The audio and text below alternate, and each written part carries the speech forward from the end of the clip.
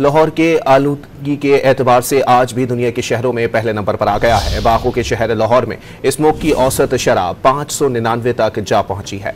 महकमा मौसमियात के मुताबिक शहर में आइंदा एक हफ्ते तक बारिश का कोई इम्कान नहीं।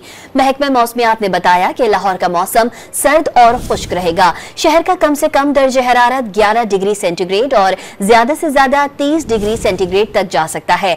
शहर में हवा की रफ्तार 5 किलोमीटर फी घंटा रिकॉर्ड की गई। लाहौर के आलूदगी के एतबार से आज भी दुनिया के शहरों में पहले नंबर पर आ गया है। बागों के शहर लाहौर में स्मोक की औसत शरह 599 तक जा पहुंची है। महकमा मौसमियात के मुताबिक शहर में आइंदा एक हफ्ते तक बारिश का कोई इम्कान नहीं। महकमा मौसमियात ने बताया कि लाहौर का मौसम सर्द और खुश्क रहेगा। शहर का कम से कम दर्जे हरारत 11 डिग्री सेंटीग्रेड और ज्यादा से ज्यादा 30 डिग्री सेंटीग्रेड तक जा सकता है। शहर में हवा की रफ्तार 5 किलोमीटर फी घंटा रिकॉर्ड की गई।